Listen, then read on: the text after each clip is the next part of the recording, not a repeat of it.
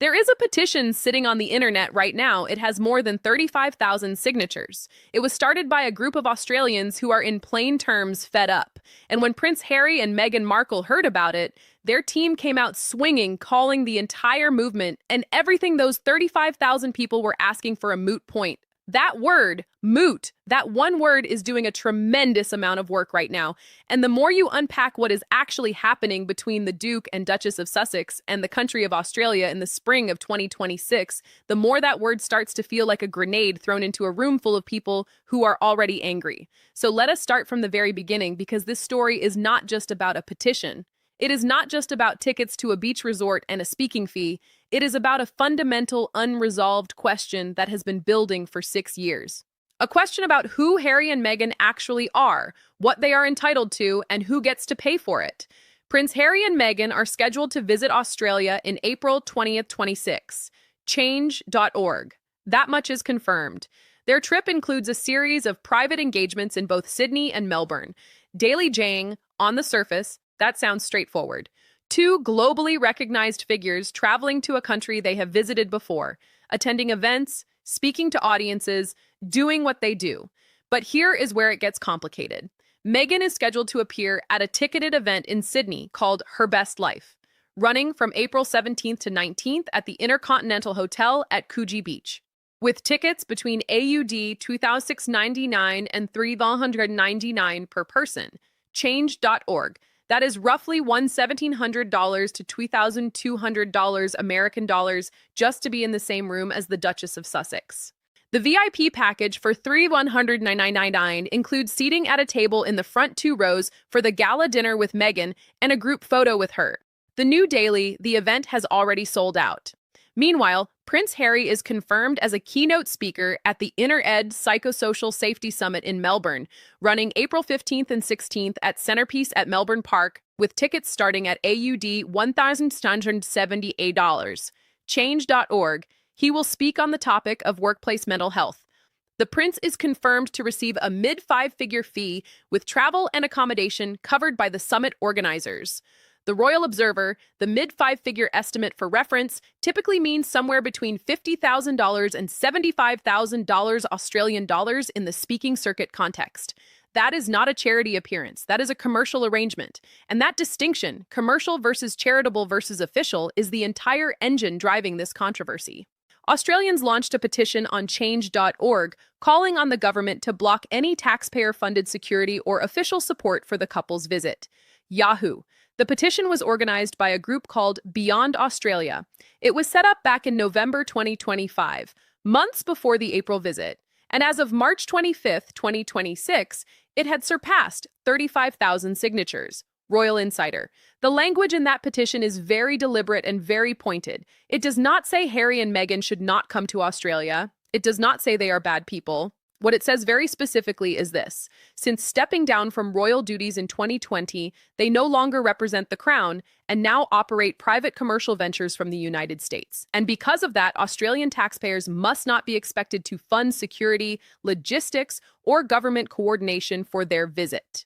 Reality T. And then it goes a step further.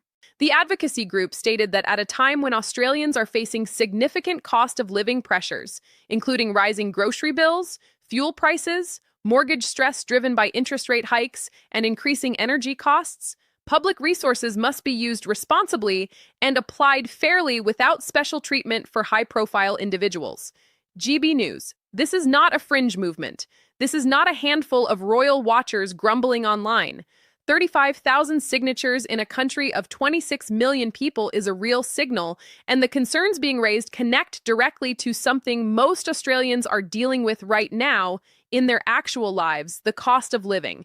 So how did Harry and Meghan respond? Their spokesperson issued a statement to the Daily Mail, and the statement was brief.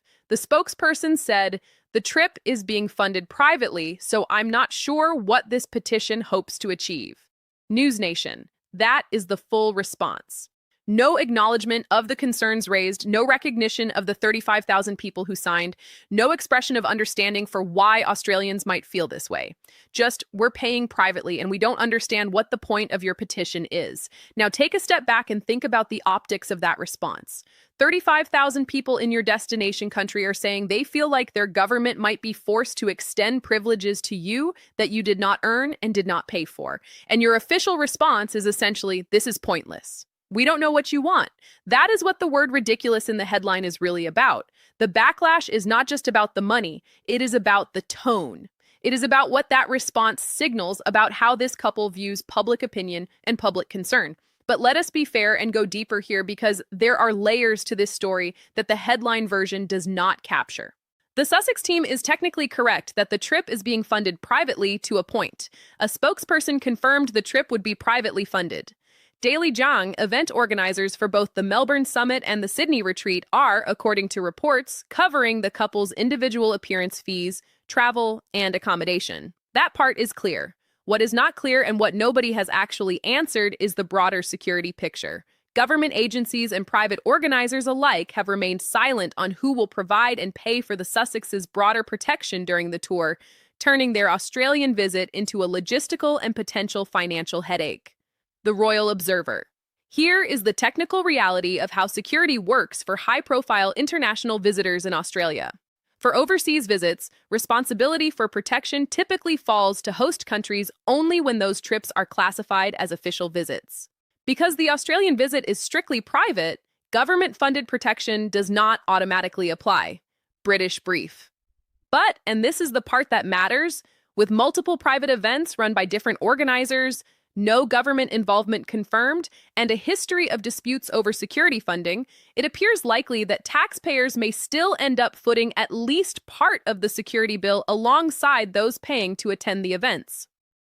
British brief. So when the Sussex team says the trip is privately funded, they are talking about their own costs. They are not necessarily speaking for what happens on the streets outside those events, what happens at airport arrivals, what happens if there is a crowd or a security incident. Police resources do not come free. Crowd management does not come free. And the Australian government has not, as of this recording, issued any formal statement clarifying what, if anything, public funds will cover. The petition's organizers beyond Australia demanded that the Australian government clearly confirm that no taxpayer-funded support or official resources would be allocated to this visit. News Nation. That confirmation has not come. And that silence is itself a form of answer. Now compound that uncertainty with what was discovered about the organizer of Meghan's Sydney event. The retreat has faced business questions tied to its organizer, Gemma O'Neill, whose talent firm, Gemma Agency, went into voluntary liquidation in November, reportedly owing more than $500,000 to the Australian Tax Office. The New Daily, O'Neill told liquidators in February that she had limited income and no available savings to settle the debt. The Royal Observer let that sink in for a moment. The company organizing the headline event of Meghan's Australian visit, an event charging guests up to $3,199 a ticket, is a company that went into liquidation owing the Australian government over $500,000. This raises questions about whether sufficient funds exist to cover even the on-site security costs.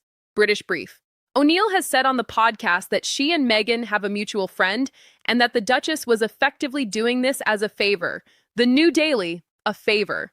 That framing is interesting because if Meghan is doing this as a favor for a mutual friend, attending a sold-out high-ticket luxury retreat in Sydney, who exactly is the favor being done for? The 300 women paying $3,000 each to sit in the front rows, or the organizer whose company is under serious financial strain? These questions are not conspiracy theories. They are the kind of questions any serious financial journalist would ask about any high-profile commercial event. And the answers matter because the scale of the Sussex visit, with multiple private events run by different organizers and no government involvement confirmed, makes the security and logistics picture genuinely murky. The Royal Observer. This brings us to the deeper pattern, the one that has been building for more than a year now and that Australia is simply the latest flashpoint of. Since stepping back from royal duties in January 2020, Harry and Meghan have conducted a series of international trips that do not fit neatly into any existing category. They are not working royals on official government-sanctioned tours. They are not purely private citizens attending personal events. They occupy a strange, contested middle ground, and that middle ground has been getting more controversial with every trip they take. In 2024, they visited Nigeria and Colombia. Both trips generated enormous media attention. Both featured motorcades, official-style receptions, and the kind of ceremonial trappings you would normally associate with a state visit.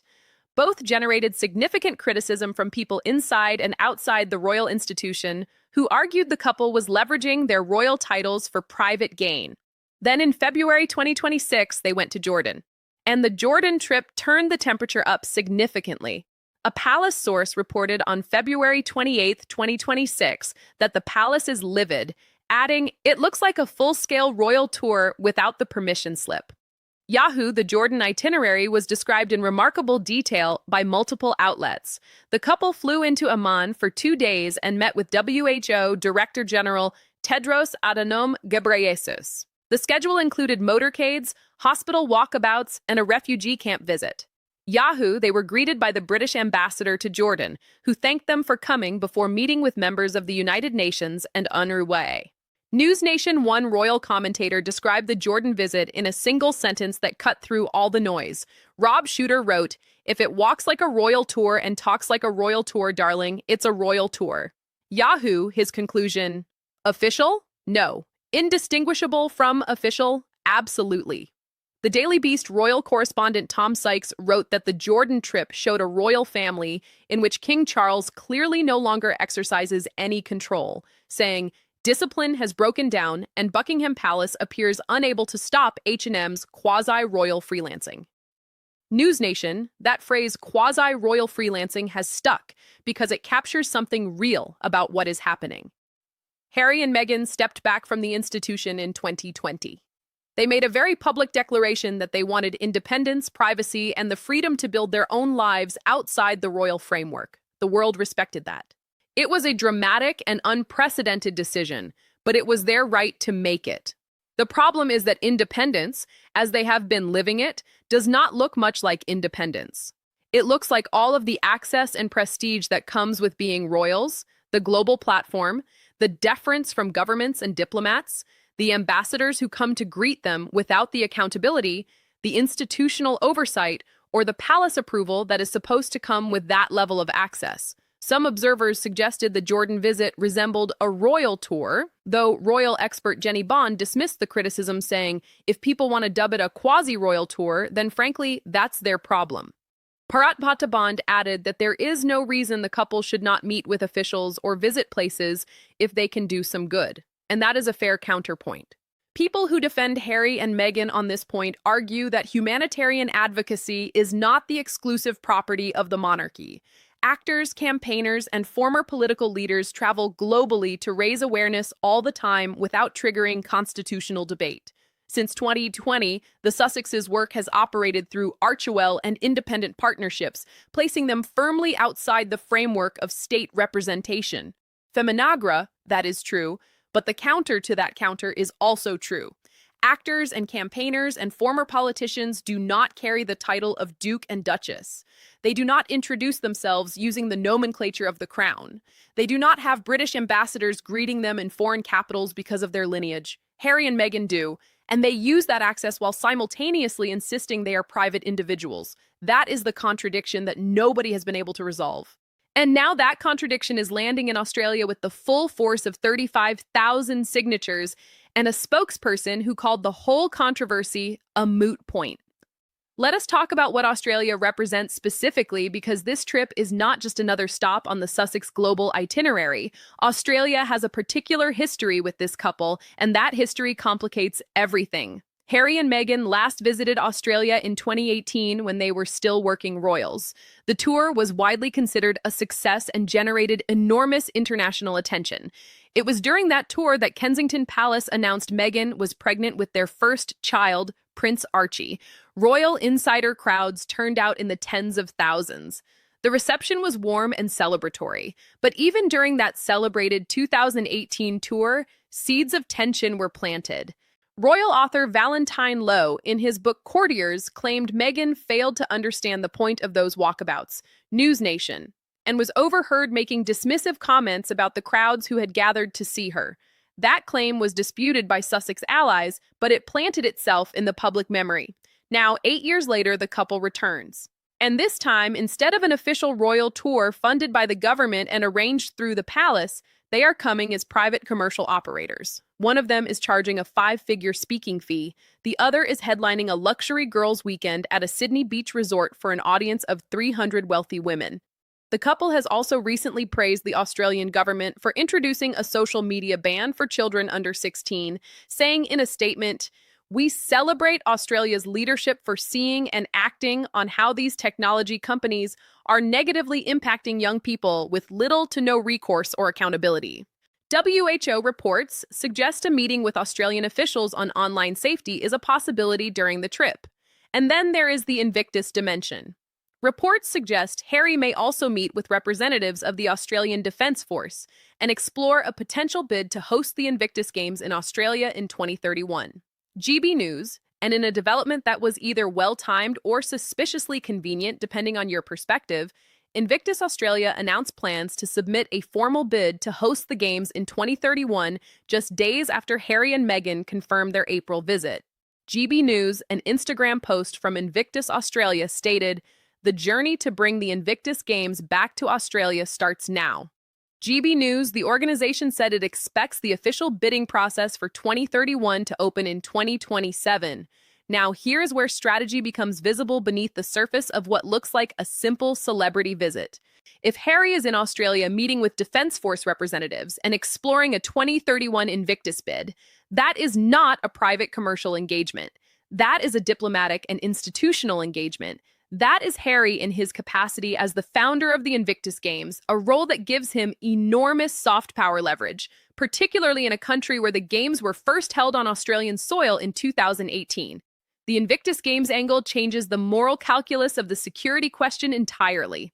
If Harry is meeting with Australian Defence Force officials to discuss a multi-year international sporting event worth hundreds of millions of dollars to the host country, can the Australian government really say that visit deserves zero official support? Can they really draw a clean line between private visit and official engagement when the conversation in the room is about Australian veterans, Australian infrastructure, and Australian government money?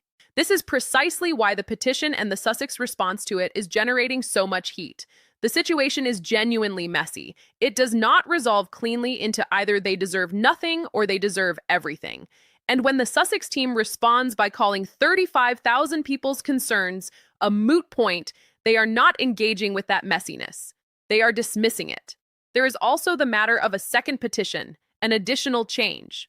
A campaign titled "Stop Royal Privileges for Meghan Markle and Harry in Australia" was created on March 17, 2026 by a 77-year-old Australian woman named Diane Chandler, change.org.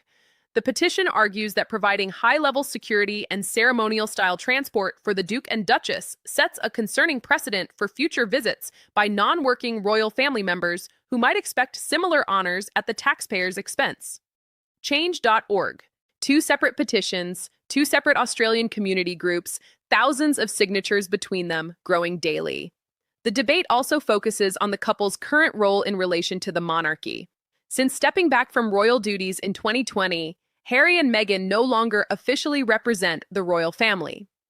Some critics question whether they should receive the same level of state support usually given during official royal visits, arguing that extending such privileges risks blurring the line between public duty and private travel. Reality T, and that blurred line is exactly what Buckingham Palace has been unable or unwilling to clearly define. As one source put it, King Charles appears unable to stop the couple's quasi-royal freelancing, with the palace appearing to lack the mechanisms to rein in a pair who are technically private citizens, but functionally operating in a royal-adjacent space. News Nation, the palace's inability to draw that line is not a minor governance issue. It has real consequences. Every time Harry and Meghan conduct a trip that looks like a royal tour without the formal structure of one, they benefit from the infrastructure of the monarchy, the titles, the recognition, the diplomatic access, while the institution they departed takes the reputational hit for whatever controversy follows. And there is another dimension to this that Americans watching from the outside should pay attention to, because it has direct relevance to how we understand the Sussex brand as it operates in the United States. Harry and Meghan have built their post-royal identity on a very specific narrative that they left the royal family to be free, to live authentically, to escape the constraints of an institution that could not accommodate them. That narrative has generated enormous sympathy, multiple major media deals, a lifestyle brand for Meghan, and a global platform that most people would envy. But the narrative worked only as long as they can maintain the appearance of having actually left. Every trip that looks like a royal tour, every ambassador who greets them, every government official who takes their meeting, every motorcade that carries them through a foreign capital, all of that undermines the central claim of their post-royal story. It suggests the story is more complicated than they have told it, that they have not actually left, that they are still extracting the benefits of a system they publicly rejected. The 35,000 Australians who signed that petition may not be thinking in those strategic narrative terms. They are thinking about grocery bills and mortgage payments and whether their government is playing by the same rules for everyone. But they are in their own way asking the same fundamental question that has been following this couple for 6 years. What exactly are you? Are you royals? Then act like royals. Accept the palace oversight, work within the institution, and earn the taxpayer-funded support that comes with those responsibilities.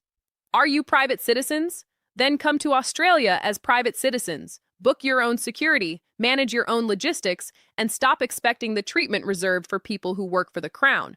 The Sussex response, it's a moot point, answers neither of those questions. It just says, we are paying for ourselves, so stop asking. But the petition was never only about the money. It was about the principle, and principles, unlike invoices, cannot be settled by a private check. Meanwhile, their 2018 visit was seen as a triumph for the monarchy. This 2026 return is being framed by critics as a quasi-royal tour that lacks official authorization from the palace. International Business Times. The contrast between those two visits, 8 years apart, separated by a resignation from royal duties, a transatlantic move, a Netflix deal, a memoir, a lifestyle brand, and multiple controversial international trips, tells the entire story of where Harry and Meghan are right now. They are caught between two worlds, still holding the passport of one, while insisting they live only in the other. Australia is watching. The rest of the Commonwealth is watching. And the question being asked out loud in Sydney and Melbourne right now is the same quiet question being asked in London, in Washington, and in every corner of the world where people have followed this story. At some point, you have to choose who you actually are. Harry and Meghan have built a life on the idea that they can avoid that choice. April 2026 may be the trip where that strategy finally breaks under the weight of its own contradictions. The retreat at Coogee Beach will happen. The summit in Melbourne will happen. The speeches will be delivered, the tickets will be used, the photos will be taken, and the couple will return to their estate in Montecito. But the questions being asked by 35,000 Australians will not return with them. Those questions stay, they compound. They become the next petition, the next controversy, the next moment where the Sussex team has to decide whether to engage or to dismiss. So far, they have chosen dismissal. One word, moot. A word that means the debate is settled and the question is closed. But when 35,000 people are still signing their names to say it is not closed, that is not moot. That is the beginning.